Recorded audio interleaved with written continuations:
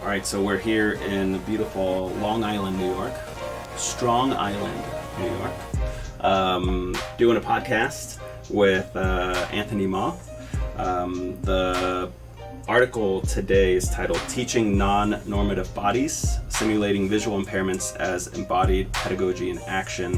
It's authored by Anthony Maher, Dean Williams, and Andrew Sparks in Sport Education and Society, just 2019. This came up on Twitter and saw that, and it was an interesting connection, and I haven't actually met Anthony before we saw each other at ICEP this week. We also have Kevin Richards and Aaron Centeo here kind of tag teaming some questions. So thank you very much for coming in and taking over Mara Manson's office at Adelphi University. But let me just ask you about this article. You start with talking about the importance of physical education pre-service teachers to have this hands-on experience with working with children with disabilities and in special school-based placements. Can you just start off and can you describe what special school-based placements are, how they're different from working with disabilities in a regular school setting? Yeah, of course. Thanks very much for the invitation, by the way. Big fan of the podcast. Listen to it on my drives to and from work and use it as a resource with my students. Awesome. So thanks for the invitation. It'd be quite useful for the listeners, perhaps for those outside the UK, to get a sense of what teacher ed involves in the UK, particularly in relation to placements and where special school placements might be situated in that respect.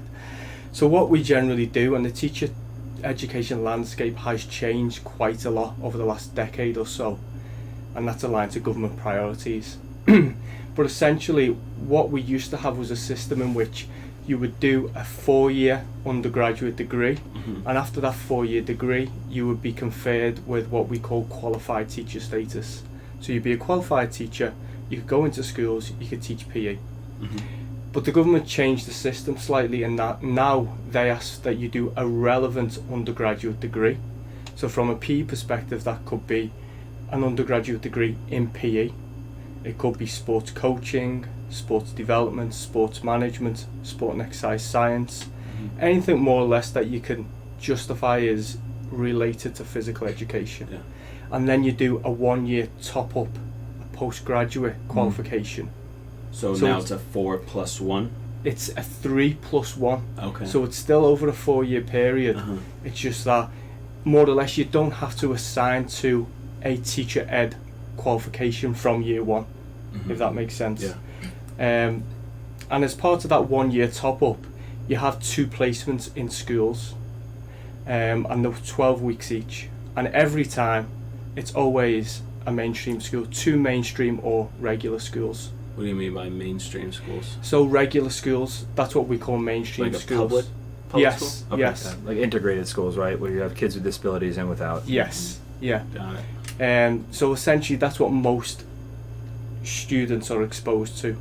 And in the UK we probably have, and again this is quite a political decision, between 20 to 25% of children in mainstream public schools who would be classified as having special educational needs and disabilities. But we still have a segregated education system in that we still have special schools, and that's what we call them, special schools. For those children with perhaps the most profound and challenging learning needs that mainstream schools just can't cater for. So, but it sounds like a relatively large percentage of students with disabilities go to those special schools, or no? What we've seen over a period of time is there's this drive for integration and inclusion. But over the last 10 years or so, we're starting to turn away from that. So we're starting to see more investment in these special schools because of the perceived failure of integration. If that makes sense. So in relation to a percentage breakdown, I couldn't say with any degree of accuracy a figure, but we're seeing a kind of ideological shift, I'd argue, back towards special schools for some children who are just not catered for in mainstream schools. And there's a lot of public and academic debate about whether that's a good thing or not. Because in the States, we're kind of doing the opposite still, where there's this push towards inclusion or integration or whatever the preferred term is. Yeah. And there's a lot of federal legislation to back that up. I see. It's quite interesting. I know I'm going slightly off topic. Yeah, no, that's but kind of there was a politician called Baroness Mary Warnock who kind of her national kind of drive during the 70s was towards inclusion, and that resulted in a lot of education acts, legislative power to transfer children from special schools to mainstream schools, and a lot of special schools closed. But more recently she's more or less said that this system needs to be rethought. And again, so there's been a bit of a political drive to reinvest back in special schools. And essentially what I'm saying is what happens in the UK, the research suggests, is that when our prospective teachers go into mainstream schools, they're often kept away from the classes that have children with special needs in them. So in other words, the first time they're properly exposed to some of the challenges and benefits associated with teaching children with disabilities is when they're qualified teachers in practice, and they don't necessarily have the knowledge, skills, experience or confidence to teach these children. And there are loads of associated negative outcomes with that lack of preparation. And this is exactly what you and I were talking about earlier this week, about not training our students in the US to work in low-income schools, and not knowing how to deal with fights or all these other things that happen. And so I think it's very similar to probably what happens in not training, having your first experience be while you're the teacher. Yeah, I mean, in the States, I don't think we do too much of a better job of that either, though, because for a lot of physical education pre-service teachers, they'll have like one token class on adapted physical education, and then that's it. And then depending upon the state, they may be qualified to teach students with disabilities coming right out of that undergraduate program. That's how it was in Indiana. So if you got a PE license in Indiana, at least when I was there, it doubled as an APE license, and you could teach students with disabilities based on one course. So thinking about this lack of preparation, you discussed in your in the article about how, like, adults with disabilities, essentially there's research out there that they perceive their PE experiences in a negative way due to the exclusionary practices of the PE teachers, as well as the lack of research kind of that there is on children with disabilities experiencing a positive embodied experience in PE. So could you just like talk a little bit about that literature basis for us? Yeah, of course. Well, I mean, first thing I think it's worth noting is there is some really good research being done in the UK. So Hayley Fitzgerald, Philip Vickerman, Janine Coates, Richard Medcalf, amongst others, are doing some quite innovative stuff about teacher ed, but also different ways of eliciting the voices of children with disabilities when it comes to their PE experiences.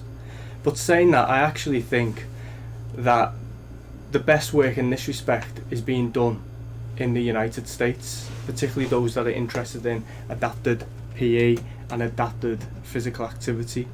So I'm a huge fan of Justin Hagel, Martin Block, Sam Hodge, amongst many others, who I think are really driving this agenda forward. And I think scholars in the UK could learn a lot from what's going on in the States. Because as an academic who's interested in this area, I often feel quite isolated in the UK because we don't really have a strong research network of people who have a similar interest in this respect. But when it comes to the focus of the literature, and many of the things have already been identified. Lack of preparation through teacher education, which is understandable given the competing pressures that teacher educators are put under to meet different standards agendas, and often inclusion and SEND is squeezed out of any teacher ed curriculum. There's instances of kind of peer-led exclusion, particularly during team games and competitive activities, where children, typically developing children in mainstream schools, don't pass to the kid with a disability, and often that's based on perceptions of ability rather than actual ability. There are issues to do with the support mechanisms that are put in place in the UK, the resourcing of inclusion in the UK. Obviously because we've gone through an extended period of austerity like many other countries have been through. And one of the first things that's squeezed when it comes to kind of provision is often SEND in schools. So SEND? Special Educational Needs and Disabilities. Okay. So in the UK, and I'm sure it's the same here, we use the term learning support assistant, but that's essentially a paraprofessional or a teaching assistant. And again, there's a lot of research focusing on the ways in which those type of people can be used as a support mechanism to facilitate inclusion. But again, what we're seeing is those jobs are being slashed, the pay is being suppressed, professional development opportunities for those type of professionals are more or less non-existent now. So just as a kind of sidebar, are those well-paid jobs in the UK? Are they lower paid or like really badly paid, or? I mean, it's all relative, isn't it, in that, there was a time in my life where I would have thought that was a well-paid job. Now I don't. But yeah, so some of my early research was on those support mechanisms and working with teaching assistants. And yeah, the pay is really poor. The professional development opportunities are non-existent. There's so many instances of those teaching assistants having to pay for their own professional development courses. There's a distinct lack of kind of career progression. So there are different levels in the UK of TA, but particularly now it's difficult to move up that system. So what did you do? Why did you do this specific research study? Can you kind of give the purpose and the kind of background for this? Yeah, sure. So it's all born out of that idea of trying to solve a problem. I'm not always the biggest fan of problem-based research, but a lot of the stuff I do when it comes to children with disabilities is trying to solve a problem. Teachers are inadequately prepared, PE teachers, for teaching children with disabilities. And I'm always interested in exploring different ways of how we might better prepare them. So some of the research I'm presenting today kind of relates to the influence of placement in a special school on the professional development of PE teachers or prospective PE teachers. And that's a rich way of gaining a hands-on experience. But the problem in the UK is that there's still far too few special schools. The special schools that are in the locality, often it's difficult to quality assure the PE that's offered, and that's a separate issue. So in other words, when that option is not available, or to complement that option, one of the things that I've tried to do is use, in this instance, the simulation of a disability to try and embody a disability for pedagogical learning. And that's simply a case of, and it's a bit more complicated, putting on a blindfold, being in a physical education space, trying to move through that physical education space in relation to the moving bodies of others, trying to participate in different learning activities while simulating a visual impairment, and then trying to teach others who are simulating a visual impairment, as well as others who aren't, as a way of trying to replicate a so-called inclusive lesson, where the bodies of people with and without visual impairments are interacting with each other. So you had these as pre-service teachers in... Go ahead. Let me, just a clarification on the language. So what's happened in the UK, because that 1 year teacher ed, that top up is so congested, and inclusion more or less is not focused at all. What I've argued for is some of these issues to start to seep into undergraduate 3-year programs, because we've got them for longer. We've got a bit more time to work with them to try and upskill these prospective teachers. So they're not pre-service teachers because they're not training to be a teacher. They aspire to be a teacher. If that makes sense? Yeah, so it's just kind of... It's like a wannabe. Different, it's a wannabe teacher who's not doing a teacher ed program. Because as some of our students exit our degree and go on to do sport and community development jobs, they go on to do relevant occupations after that initial 3 years. So this population that we're in this study talking about, they're in that 3-year They are, program. and they want to be PE teachers. Okay. Whether they end up being PE teachers is obviously a different Yeah. question entirely. So can you explain the study? Yeah, sure. So basically, what we did, and this was part of our curriculum anyway, so what we wanted to do is get a sense of what, if at all, influence it was having. And I don't use the word impact intentionally. So essentially what we did was we, 2 teacher educators, myself and Dean Williams, who kind of developed and facilitated the learning activities. We kept reflective diaries over a period of time, and that spanned the entire process. That isn't captured in the article. So that was the development of this embodied curriculum, the development of the module from the outset through the entire process. We kept reflective diaries, and we informally interviewed the students in groups based on their experiences of this embodied curriculum, the simulation. Yeah. And that was kind of how the data was generated for the research. I don't have the numbers to hand, but basically it was the more or less the entire cohort of students. And then we analysed the data, and to represent the data in what we consider to be a more evocative way, we used snapshot vignettes to try and draw readers in to get a sense of what was happening in that space at the time. Could you talk a little bit about what that embodied curriculum looked like for the students? So obviously they had a blindfold, but can you talked about like phase 1 and phase 2 kind of in the study. Could you elaborate on that a little bit more? Yeah, sure. So for a lot of these students, it was the first time they'd ever done that, and we were always cognizant of that fact. Firstly, we got them to put the blindfold on to feel what it was like, because obviously we're very ocular-centric beings. We use our eyes a lot.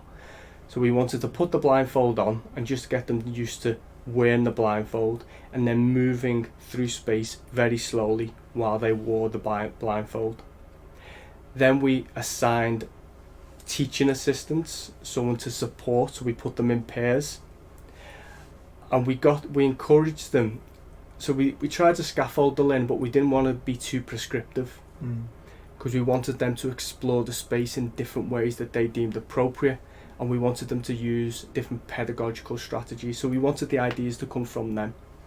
And we suggested to them, we want you to move more quickly through space, and we want your partner to think about different ways to help you to move more quickly through space without hitting other moving bodies and without hitting the wall or walls. So health and safety was important. And then we observed the different pedagogical strategies that the students used to try and help these bodies to move through space. So they used touch as a pedagogical tool, different types of touch. So hands on shoulders, hands on elbows, holding hands, where they position themselves. So we give them no guidance on a strategy. We just ask them to experiment with different strategies, and then we observed and made notes, and we encouraged them to change directions, move at different paces in different directions and at different levels. So that was the first part of it. Trying to remember now. And then we kind of moved that into different learning activities. So a dribble during basketball, a passing drill during football, and we got them to think of how different models or different tools. So we have the inclusion spectrum in the UK. I don't think it's used over here, and that's more or less how to modify, adapt and differentiate a learning activity to make it more inclusive. How to change the space, the task, the equipment and the role of participants. So we asked them to do let's say a passing drill to see how it was without any modification or adaptation. Then we asked them to discuss how it might be modified and adapted to make it more inclusive for the people simulating the visual impairments. Then we asked them to have a go of those modifications and adaptations. Was it completely like blacked out, blindfold, or was it kind of like, did you impair vision fully or partially, or? So we started off with the full blindfold, so you could see nothing. And one of the things that we wanted to do was start to challenge student perceptions of visual impairment, because I think ocular-centric people often think of visual impairment as absolute blindness, can see zero. So we also had different simulation glasses that simulate different types of visual impairment, like cataracts and you know, things like that. So glasses were also introduced, and then discussions were constructed about whether those initial strategies for absolute blindness were suitable for different types of visual impairments. Yeah. If that makes sense. Yeah, absolutely. So, what were the results of the study? What did you find? Okay.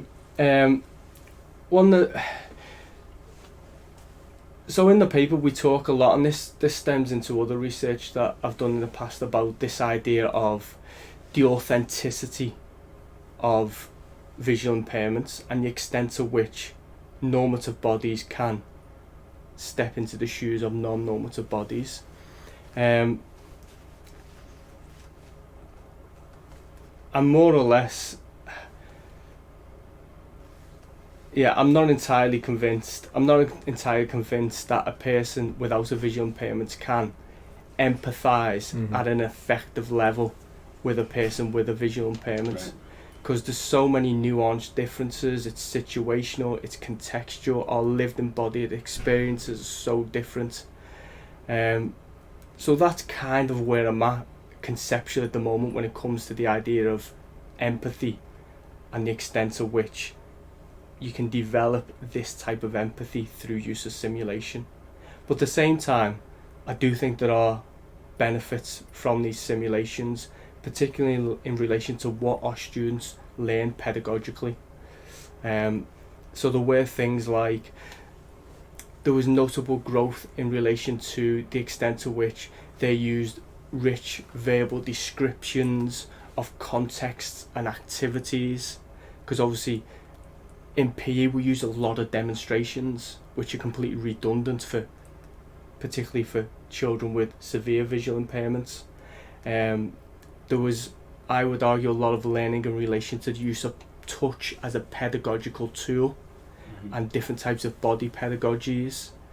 And I'm not sure if it's the same in the States, but we're going through a bit of a situation at the moment, particularly because of safeguarding issues, where touch as a pedagogical tool is starting to be it's getting ostracised and alienated. There's a lot of stigma attached to it, which I think is problematic, particularly when working with children with visual impairments, where things like tactile modelling is extremely important and a useful form of pedagogy. We had Valeria Varela on about a paper that she did, which was interesting, about touch in a Latin culture in Spain, which is, she calls like this touchy culture.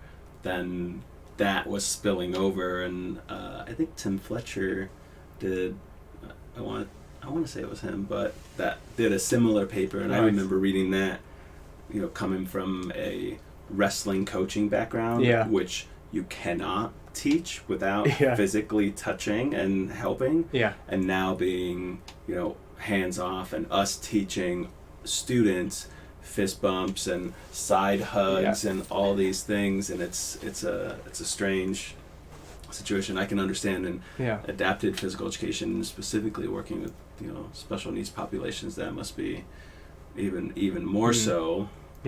And I think one of the activity areas that we're struggling with at the moment, and others might agree, is things like gymnastics, which is still really popular in the UK, really popular in schools, but touch is absolutely essential for pedagogical purposes in gymnastics.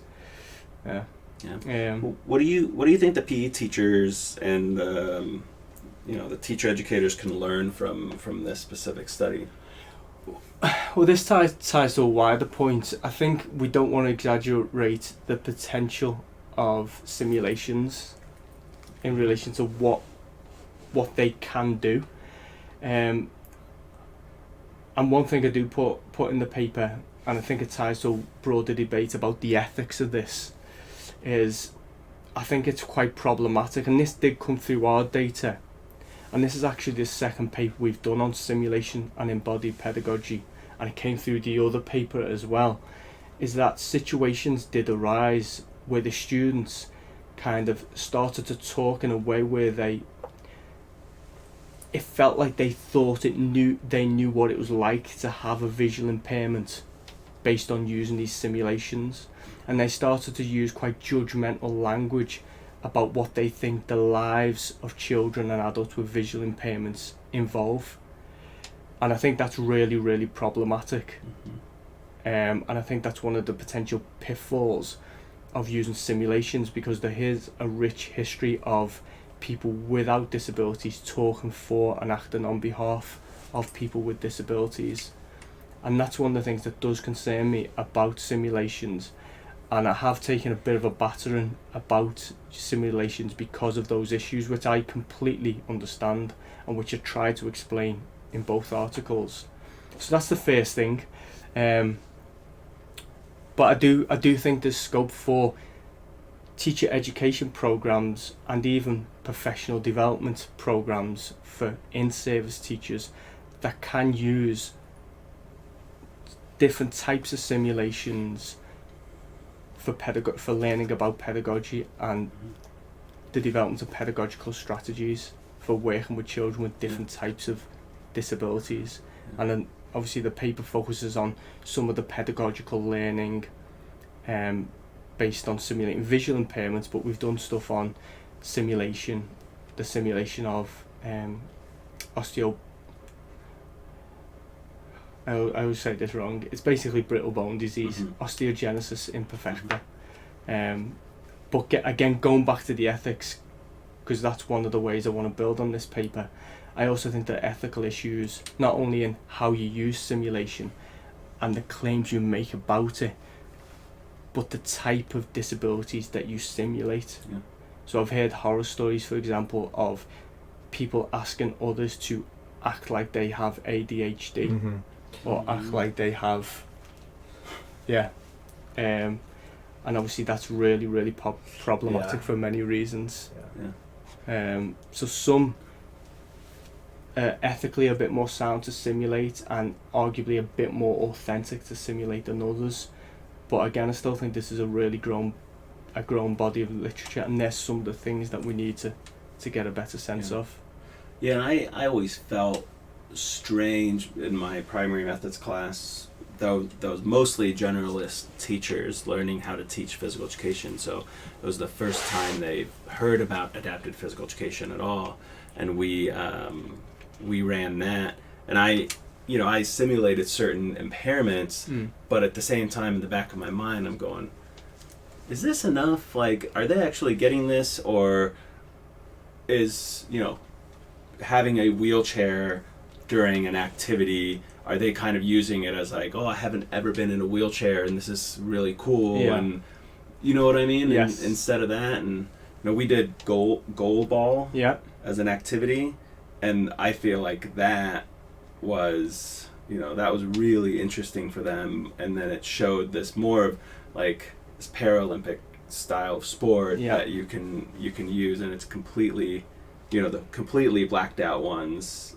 the goggles, and but I always second guess myself. I'm like, is doing this like simulation worth it? Is it enough? Is it like totally incorrect to just say, I need you to simulate a moving impairment by pinching a basketball in between your legs and not being able to move, and trying to then put you into a full-sided game and having you talk about your experience.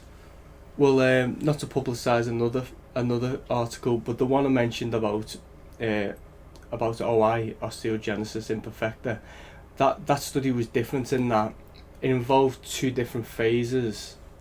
The first of which involved a student with OI who was a pre-service teacher, and this was conducted in Spain, and it was more or less about the relationship between the teacher-educator and that prospective student, and those two working together to come up with pedagogical solutions. So that was phase one, and I think this is quite interesting what makes it different. And that student with OI was actively involved in the construction of the simulations for the students who followed in the previous year, if that makes sense. So it was Yeah. a co-constructed process. And that ties into some of the additional research that I want to do on the ethics of it, to talk to people with visual impairments, to ask them about simulations, the ethics of it, if at all it can and should be done, and if it can or should be done, how it should be done. Because I think that's really, really important, especially when I think about my own positionality as a person without a disability. Yeah, I think that's some important work to be done. Definitely. So, thank you so much. The article again can be found in Sport Education Society from 2019. Can you just, how can people find more information on your work, or your Twitter handle? Or? Yes, Twitter. I haven't previously been too engaged in Twitter, but over the last year or so. So my handle is, I'm not sure. We can link to it. Yeah, I'll link to it. It's Maher, MAHERAJ. Yeah, that's the handle. All right. Yeah, Good. that's We'll the link to handle. that. Yeah. Link to the article itself as well, and thank you so much. You're welcome. Thanks for the invitation. Appreciate it.